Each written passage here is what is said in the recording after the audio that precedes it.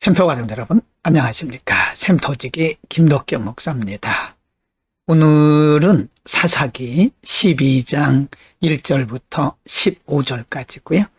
오늘 본문 말씀은 사사 입다가 암몬 군대와 전쟁을 하고 승리한 이후에 국가적인 내부적인 문제들을 기록을 하고 있고요. 입다의 죽음과 그리고 입다가 죽은 이후에 어떤 변화가 일어났었는가에 대해서 기록을 하고 있습니다. 12장 1절부터 6절은 입다 사사가 암몬 군대와 싸워서 승리한 이후에 내부적으로 어떤 일들이 있었는가, 내부적인 문제를 기록을 하고 있습니다. 1절, 에브라임 사람들이 모여 북쪽으로 가서 입다에게 이르되 내가 암몬 자손과 싸우러 건너갈 때에 어찌하여 우리를 불러 너와 함께 가지 아니하였느냐.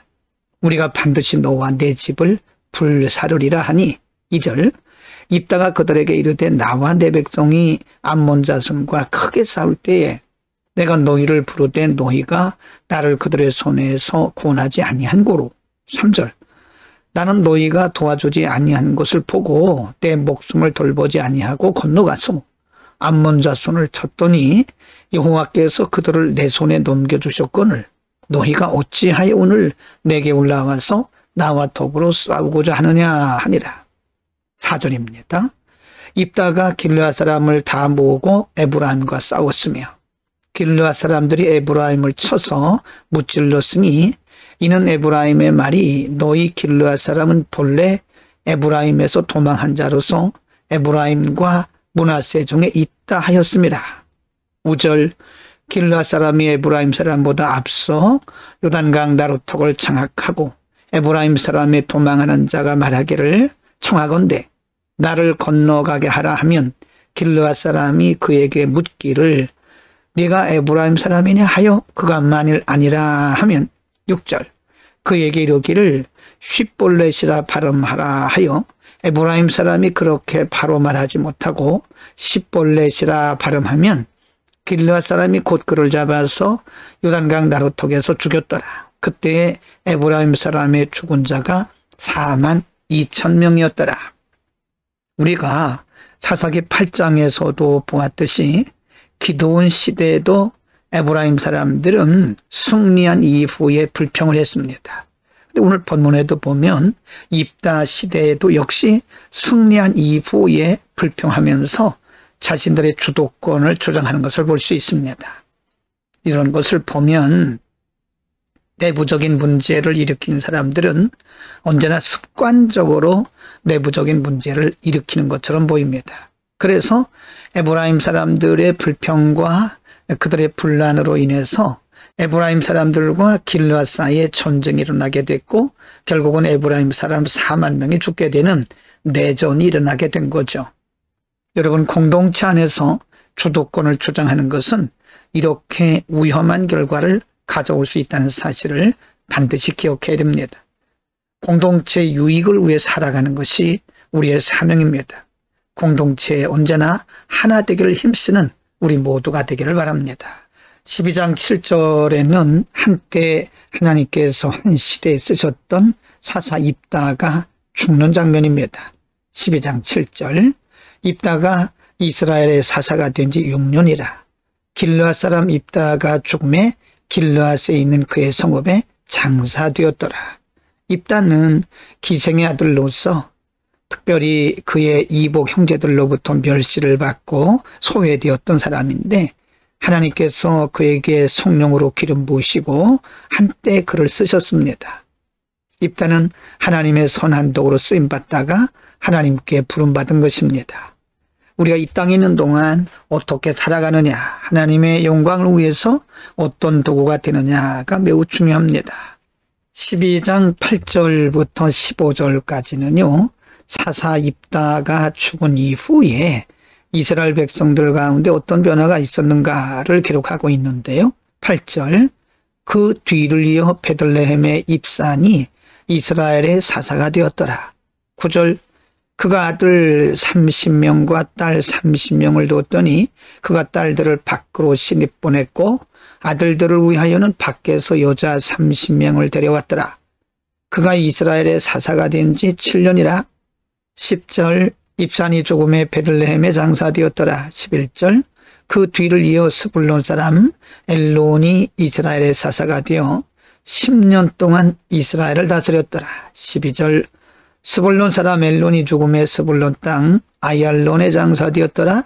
13절 그 뒤를 이어 비라돈 사람 힐렐의 아들 압돈이 이스라엘의 사사가 되었더라.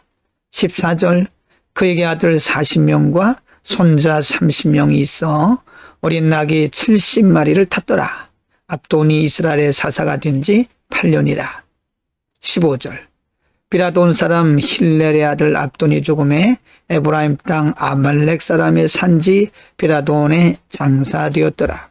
사사 입다가 죽은 이후에 이스라엘에는 계속해서 하나님께서 사사를 입다 이후에 세우십니다.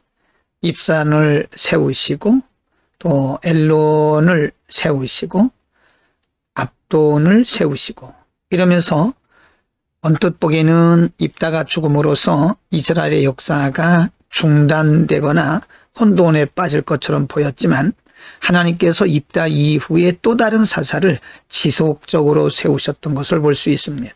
오늘은 입다 사사가 죽은 이후에 일어났던 내부적인 문제, 그리고 입다가 죽은 이후에 하나님께서 또 다른 사사들을 지속적으로 세우신 장면을 공부했습니다.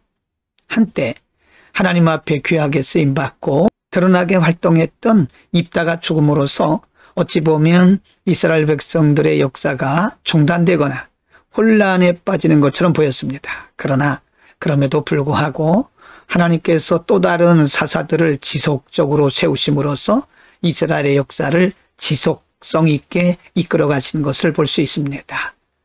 우리는 이것을 하나님의 역사의 연속성 혹은 하나님의 역사의 지속성이라고 말합니다.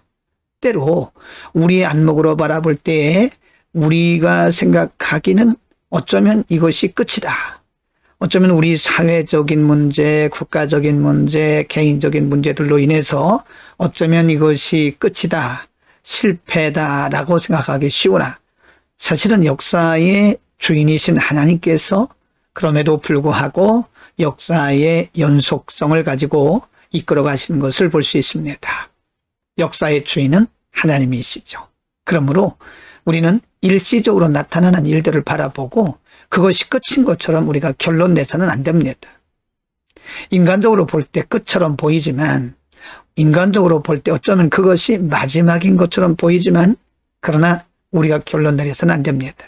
하나님의 역사는 계속해서 진행되고 있는 겁니다. 실패하거나 취소되지 않습니다. 단지 우리 눈에 보기에 그렇게 보일 뿐이고 하나님의 역사는 지금도 예수님이 오시는 그날까지 지속적으로 실수 없이 실패 없이 중단 없이 지속될 것입니다. 우리 인생도 마찬가지죠.